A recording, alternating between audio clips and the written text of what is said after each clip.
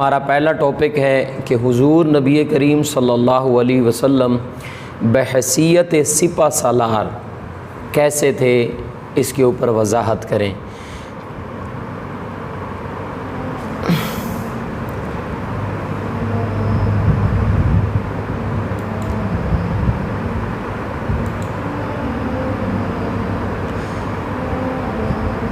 یار ماجد،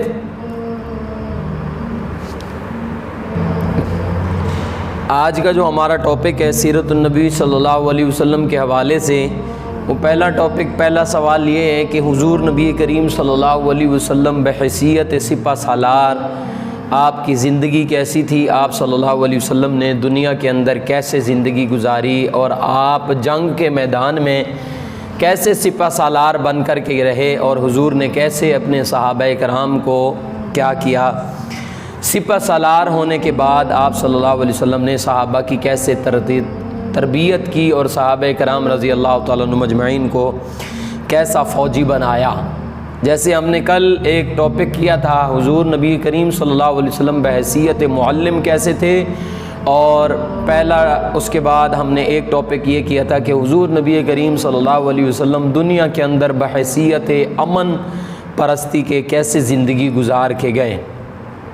یاد رکھیں، آج کے ٹاپک کو سٹارٹ کرنے سے پہلے یہ عرض کرتا چلوں، ہم سب سے پہلے ان حالات اور واقعات کا احاطہ کریں گے، ان کے اوپر نظر ڈالیں گے کہ جو حضور صلی اللہ علیہ وسلم کے شروع کی زندگی میں حضور صلی اللہ علیہ وسلم کے اوپر تھے، یا آپ صلی اللہ علیہ وسلم کے اوپر وہ حالات موجود تھے۔ ان کے بعد حضور نے کیا ایسی ترتیب لگائی کہ حضور صلی اللہ علیہ وسلم بحیثیت سپہ سالار ایسے کم وقت کے اندر اور کم چیزوں کے ہونے کے بعد حضور نبی کریم صلی اللہ علیہ وسلم نے ہر میدان کے اندر میرے نبی نے کامیابی حاصل کی، اور حضور صلی اللہ علیہ وسلم نے تھوڑے عرصے کے اندر 10 لاکھ مربع میل پہ حضور نے حکمرانی کی۔ حضور نبی کریم صلی اللہ علیہ وسلم نے اپنا سکہ منوایا، اور اس 10 لاکھ مربع میل کے اندر صرف حضور نے علاقے فتح نہیں کیے کہ حضور نے بس زبردستی علاقے فتح کر دیے ہوں اور ان کے اوپر اسلام کا جھنڈا گاڑ دیا ہو، لوگ چاہے ان کو ماننے والے ہوں یا نہ ہوں، ایسا نہیں ہے، بلکہ ان 10 سالوں میں میرے نبی صلی اللہ علیہ وسلم نے جو اسلام کا جھنڈا جہاں جہاں پہ گاڑا، وہاں پہ حضور نے انسانیت کو بھی اپنا دیوانہ بنایا۔ حضور نبی کریم صلی اللہ علیہ وسلم نے وہاں پہ لوگوں کو بھی اپنے دل دادا کیا۔ اب دیکھیں، شروع کے اندر جب حضور مکہ مکرمہ میں موجود تھے، حضور صلی اللہ علیہ وسلم کو جب علل اعلان تبلیغ کرنے کا حکم دیا گیا، جب آیت اتری وَأَنذِرْ عَشِيرَتَكَ الْأَقْرَبِينَ کہ اے نبی آپ اپنے قریبی رشتہ داروں کو، اعزا اقارب کو اب کھلے عام جو ہے نا تبلیغ کا سلسلہ شروع کریں، تو اس وقت حضور نبی کریم صلی اللہ علیہ وسلم نے کوہ صفا پر چڑھ کر سب کو جب بلایا، اور بلا کر کے حضور نے فرمایا کہ میں تمہیں یہ اعلان کرتا ہوں کہ تم ایک خدا کی عبادت کرو، سارے بتوں کی عبادت کو چھوڑو۔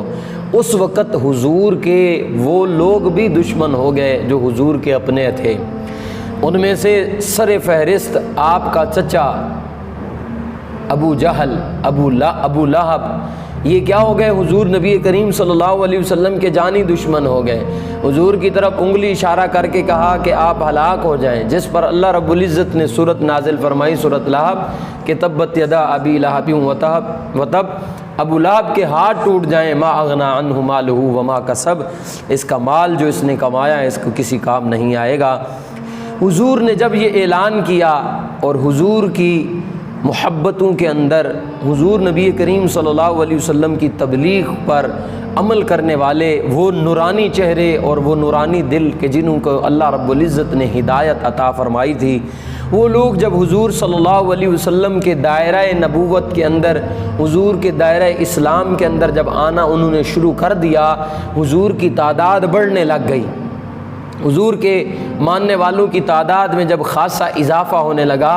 تو مشرکین مکہ کو یہ ڈر ہوا کہ کہیں یہ ہمارے اوپر غالب نہ آ جائیں، تو ان لوگوں نے حضور کو، حضور کے صحابہ کو، حضور کے ماننے والوں کو ستانا شروع کر دیا۔ اب حضور کے ساتھ دشمنیاں شروع،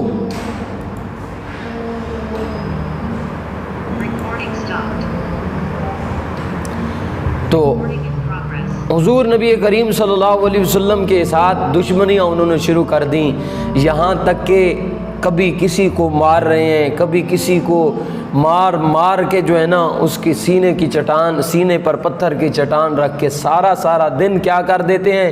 تپتی ہوئی ریت کے اوپر ڈال دیتے ہیں کہ تاکہ یہ حضور کا ساتھ چھوڑ جائے۔ کبھی کیا کر دیتے ہیں، کسی کی ننگی پیٹھ کے اوپر کوڑے مار کے اسے بے ہوش کر دیتے ہیں، کبھی کسی راہگیر کے راستے پر کانٹے ڈال دیتے ہیں، کبھی کسی مسلمان کے سر پر اوجڑیاں ڈال کر کے ہنستے ہیں۔ اگر صحابہ کرام نماز پڑھنے کے لیے مکہ کے اندر جاتے ہیں تو مشرکین ان کے سامنے قرآن کہتا ہے تالیاں بجا کے جو ہے نا ان کی نمازیں خراب کرواتے ہیں۔ یہ کام سلسلہ شروع رہا، صحابہ کو پریشان کیا جاتا رہا، لیکن وہاں پر مکہ کی زندگی میں حضور نبی کریم صلی اللہ علیہ وسلم کو اللہ رب العزت نے سختی سے منع فرمایا تھا کہ حضور آپ نے ہاتھ نہیں اٹھانا، کفو ایدیہم، آپ نے اپنا ہاتھ بند کر کے رکھنے، ہاتھ باندھے رکھنے، آپ نے کسی کے ساتھ جوابی کارروائی نہیں کرنی۔ اب اللہ رب العزت کی طرف سے یہ بات ہے اور ادھر سے ان کی دن بدن جو ہے نا دشمنیاں صحابہ کرام رضی اللہ تعالیٰ عنہ مجمعین کے ساتھ بڑھتی چلی جا رہی ہیں، حضور کو پریشان کرنا، حضور کے صحابہ کو تنگ کرنا دن بدن شروع ہے۔ اب صحابہ جب مجبور ہوئے تو میرے نبی صلی اللہ علیہ وسلم نے صحابہ کرام کو ہجرت حبشہ کا حکم دیا کہ میرے صحابہ آپ یہاں سے نکل کر حبشہ کی طرف ہجرت کر جائیں۔ صحابہ ہجرت کر گئے، وہاں پر بھی یہ لوگ مشرکین وہاں پہنچے اور صحابہ کرام کو وہاں پر بھی پریشان کرنے کی کوشش کی۔ حضور کے پاس صحابہ واپس آئے کچھ عرصے کے بعد، پھر اللہ رب العزت کا جب حکم ہوا تو حضور نبی کریم صلی اللہ علیہ وسلم کو اللہ کے حکم کے ساتھ، اللہ رب العزت کی اجازت کے ساتھ حضور نے صحابہ کرام کو مکہ سے مدینہ کی طرف جانے کی اجازت دی اور فرمایا کہ آپ ہجرت کر جائیں مکہ سے مدینہ کی طرف۔ یہ یار زبردست کیا، یہ اچھا کیا ہے آپ نے، یہ کھول دینا سارا ہی۔ تو حضور نبی کریم صلی اللہ علیہ وسلم نے صحابہ کرام کو حکم دیا کہ آپ ہجرت کر جائیں۔ اب صحابہ چلے گئے، حضور نبی کریم صلی اللہ علیہ وسلم بھی چلے گئے، حضور مدینہ پہنچ گئے، یثرب پہنچ گئے۔ اب یہ لوگ کہ جنہوں نے حضور صلی اللہ علیہ وسلم کو مکہ میں پریشان کیا ہوا تھا، حضور کے صحابہ کو مکہ میں پریشان کیا ہوا تھا، اب یہ حضور صلی اللہ علیہ وسلم کے صحابہ کو وہاں بھی تنگ کرنے کے لیے پہنچنے کی کوشش کر گئے۔ جب حضور وہاں پہنچے اور ان کا گزر ادھر ادھر آس پاس کی طرف سے ہوتا تھا تو یہ مسلمانوں کو پریشان کرنے کی کوشش کرتے تھے، تب اللہ رب العزت نے حکم دیا۔ اب اللہ رب العزت نے فرمایا اے نبی صلی اللہ علیہ وسلم اب آپ اپنے صحابہ کو تیار کریں، مجاہدین کو تیار کریں، اب آپ نے ان کا بدلہ لینا ہے۔ اب وہ ہاتھ کہ جو رحمت للعالمین کے ہاتھ تھے، وہ ہاتھ کے جو اٹھتے تھے تو اللہ تعالیٰ زمینوں چاند کے ٹکڑے کر دیتے تھے، وہ ہاتھ کے جو رحمتوں سے بھرے ہوئے تھے، ان ہاتھوں کو اللہ رب العزت نے اب تلوار اٹھانے کی اجازت دے دی کہ اب آپ تلوار اٹھائیں، اب آپ ان کے ساتھ لڑائی کریں، ان کا مقابلہ کریں۔ تو حضور نبی کریم صلی اللہ علیہ وسلم نے پھر میدان جنگ میں آئے، میرے نبی صلی اللہ علیہ وسلم اپنے صحابہ کے ساتھ۔ تو پھر حضور صلی اللہ علیہ وسلم نے اپنی اس 10 سالہ زندگی میں، مدنی زندگی میں، حضور نے بخاری شریف جلد ثانی کے اندر آتا ہے کہ پیارے نبی صلی اللہ علیہ وسلم نے 27 غزوے لڑے، 27 جنگیں لڑیں حضور نبی کریم صلی اللہ علیہ وسلم نے۔ اور غزوہ کہتے بھی اسی جنگ کو ہیں کہ جس میں پیارے حبیب صلی اللہ علیہ وسلم خود شریک ہوئے ہوں، اور اس کے مقابلے میں ہوتا ہے سریہ، یعنی جو حضور نہ گئے ہوں بلکہ حضور نبی کریم صلی اللہ علیہ وسلم نے کسی اور کو کیا کیا ہو، مدینے کی طرف کیا کیا ہو، جنگ کی طرف بھیجا ہو سپہ سالار بنا کے، لیکن حضور خود نہ گئے ہوں۔ تو 27 کے قریب جنگیں غزوات ہوئے اور 39 کے قریب سرایا ہوئے حضور نبی کریم صلی اللہ علیہ وسلم کی زندگی میں۔ تو اب حضور جب بحیثیت سپہ سالار میرے نبی صلی اللہ علیہ وسلم میدان میں اترے تو حضور نبی کریم صلی اللہ علیہ وسلم کیا عام سپہ سالاروں کی طرح آئے، عام لوگوں کی طرح آئے کہ آ کے لڑائی شروع، امن کو تہہ نیز کر دیا، لڑائیاں شروع، جو آگے آئے مار پیٹ کرو، ختم کر دو سارا معاملہ، اللہ رب العزت کی طرف سے اجازت ہے؟ نہیں، بلکہ حضور نبی کریم صلی اللہ علیہ وسلم ایسے عظیم سپہ سالار بن کے لوگوں کے سامنے آئے کہ حضور جنگ کی طرف جانے سے پہلے جانے والے صحابہ کرام کو کیا ارشاد فرما رہے ہیں؟ حضرت معاذ ابن جبل کو جب بھیجا تو حضور نے فرمایا معاذ جا رہے ہو، لڑائی کرنی ہے، بچوں کو قتل نہیں کرنا، بوڑھوں پہ ہاتھ نہیں اٹھانا، عورتوں پہ ہاتھ نہیں اٹھانا، معاذ جا رہے ہو۔ ایک صحابی کے بارے میں آتا ہے بھیجا تو حضور نے فرمایا کہ جاتے ہوئے تم لوگوں نے وہاں پہ کھیتیوں کو نہیں جلانا، درختوں کو نہیں کاٹنا۔ اتنا بڑا عظیم انسان کہ کیا فرما رہے ہیں کہ ان لوگوں کی کھیتیوں کا بھی خیال کرنا ہے، ان کے درختوں کو نہیں کاٹنا۔ اچھا، اسلام قبول کروانے میں ان کے اوپر زبردستی نہیں کرنی۔ حضور نبی کریم صلی اللہ علیہ وسلم یہ فرما رہے ہیں کہ ان کے ساتھ زبردستی نہیں کرنی، ان کے ساتھ پیار محبت کے ساتھ پیش آنا ہے۔ اچھا، وہاں ان کے جو اہل کتاب، جو علماء ہوں، اہل کتاب کے جو پادری ہوں، بڑے بڑے جن کو کتابوں کے علم ہوں، ان کو کبھی بھی قتل نہیں کرنا۔ اچھا، میرے صحابہ جا رہے ہوں تو جاتے ہوئے آپ لوگوں نے ان کی عبادت گاہوں کو کوئی نقصان نہیں پہنچانا۔ اتنے عظیم سپہ سالار حضور نبی کریم صلی اللہ علیہ وسلم بن کے ابھرے کہ ہے کچھ نہیں، لڑنے کا سامان بہت کم ہے، حضور کے پاس کچھ نہیں ہے، لیکن میرے نبی صلی اللہ علیہ وسلم تھوڑے سے تعداد کے ساتھ، تھوڑے سے فوجیوں کے ساتھ بڑی بڑی سپر پاوروں کو حضور نبی کریم صلی اللہ علیہ وسلم نے شکست دی، ان کے گھٹنے ٹکوائے۔ اب سلسلہ شروع ہوا کہ آپ لوگوں کو پتہ ہے بدر کے میدان میں 313 صحابہ اور 1000 کافروں کا لشکر سن 2 ہجری کے اندر حضور صلی اللہ علیہ وسلم نے مقابلہ کیا، اللہ رب العزت نے فتح عطا فرمائی۔ پھر سن 3 ہجری کے اندر حضور نبی کریم صلی اللہ علیہ وسلم احد کے میدان میں اترے۔ احد کے میدان میں حضور نے 50 تیر اندازوں کو احد پہاڑ کی دوسری طرف سے، جدھر سے دشمن کے آنے کا خطرہ تھا، حضور نے وہاں پر ان کو متعین کیا۔ حضرت ابو طلحہ رضی اللہ تعالیٰ عنہ کی اس کے اندر کہ ہم جب تک نہ کہیں اس وقت تک تم لوگوں نے یہاں سے نہیں ہلنا، یہاں تک کہ لکھا ہے حضور نے فرمایا کہ جب تک تم یہ نہ دیکھو کہ ہماری لاشوں کو چیل کوے کھا رہے ہیں، اس وقت تک تم لوگوں نے یہ درہ اور راستہ نہیں چھوڑنا۔ لیکن صحابہ کرام سے بھول ہوئی، صحابہ کرام نے وہ راستہ چھوڑ دیا، کیونکہ صحابہ یہ سمجھ رہے تھے اب ہم جیت چکے ہیں۔ لیکن اس وقت جو حضرت خالد ابن ولید رضی اللہ تعالیٰ عنہ ابھی مسلمان نہیں ہوئے تھے،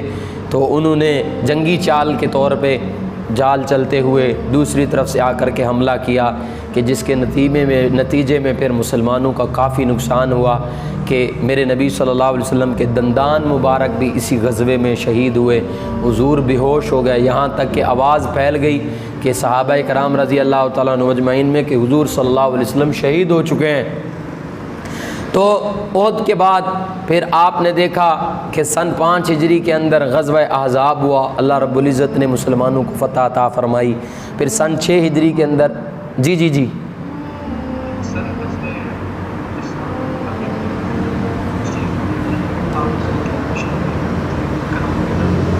اسامہ، آپ کی آواز نہیں آ رہی، آواز ہوا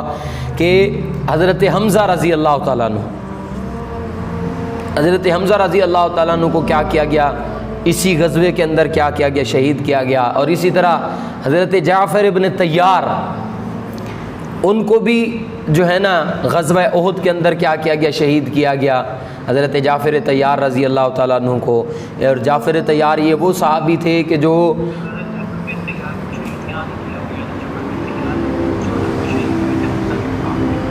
جی بڑے بڑے حضرات جو ہے نا اس میں شہید ہوئے۔ پھر غزوہ احزاب ہوا۔ اسامہ یہ جو ہے نا آپ میسج یا تو میسج ٹیپ کر دیا کریں، آواز میں نے ویسے میسج کھولے ہوئے ہیں تو وہ میرے سامنے آ جائے گی، بات زیادہ ذرا کلیئر ہو جائے گی۔ اچھا، تو دوسرا غزوہ احزاب ہوا پھر سن 5 ہجری کے اندر، اس کے بعد صلح حدیبیہ ہوا، پھر حضور نبی کریم صلی اللہ علیہ وسلم کی زندگی میں اسی طرح پھر غزوہ حنین ہوا،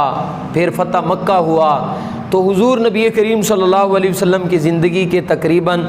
بڑے بڑے واقعات، تقریباً 27 غزوات کے اندر حضور نبی کریم صلی اللہ علیہ وسلم نے کیا کی، شرکت کی۔ تو इन सारी जंगों के अंदर हुजूर नबी करीम सल्लल्लाहु अलैहि वसल्लम ने एक पूरी लिस्ट बना के सहाबा कराम को दी हुई थी कि मेरे सहाबा, आपने किसी के साथ भी कोई ज़्यादती नहीं करनी, किसी के साथ जो है ना, किसी को इस्लाम पहुंचाने में किसी के ऊपर जो है ना जी ये नहीं करना, जुल्म नहीं करना। हालांकि हुजूर नबी करीम सल्लल्लाहु अलैहि वसल्लम के सहाबा, आपके फ़ौजी इतने ताकतवर हजरात थे कि आप देखें कि हज़रत अली रज़ी अल्लाह ताला अन्हु अकेले शख्स ने खैबर का किले का दरवाज़ा जो है ना क्या कर दिया, तोड़ के फेंका, और बाद में 40 लोगों ने भी उसे हाथ लगाया, उठाने की कोशिश की तो नहीं उठाया गया। तो अब अगर एक फ़ौजी का ये हाल है तो वो सिपह सलार कितना ताकतवर होगा, उसके अंदर कितनी ताकत होगी। लेकिन इसके बावजूद भी हुजूर नबी करीम सल्लल्लाहु अलैहि वसल्लम ने वो इस्लाम का अमन का दर्स दिया, और हुजूर नबी करीम सल्लल्लाहु अलैहि वसल्लम एक अजीम सिपह सलार बन करके लोगों के सामने आए, और हुजूर सल्लल्लाहु अलैहि वसल्लम ने ये बात लोगों से और अपने सहाबा कराम रज़ी अल्लाह तआला मजमईन से कही हुई थी कि मेरे सहाबा, आपने हर तरह का ख्याल करना है, किसी के साथ कोई जुल्म और ज़्यादती ना हो। तो ये वो टॉपिक था कि जो हमारा अक्सर जगहों के अंदर पूछा गया है। इसके ऊपर आप जितनी ज़्यादा सर्च कर सकते हैं आप करें, आपको जो है ना